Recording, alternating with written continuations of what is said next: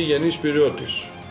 Σαν άνθρωπος που αγωνίζουμε χρόνια στο πλευρό του Κώστα Καραμαλή, δεν είχα τίποτα άλλο να κάνω παρά να κατέβω σε αυτές τις εκλογές για να βοηθήσω στη μεταρρυθμιστική προσπάθεια και για να ξανακάνουμε τον Πειραιά πάλι πρωτεύουσα της ναυτιλίας του εμπορίου, για να μπορέσουμε να βοηθήσουμε τις νεότερες γενιές της πόλης μας να ξανασηκώσουν τον Πειραιά ψηλά εκεί όπου πάντα ήταν.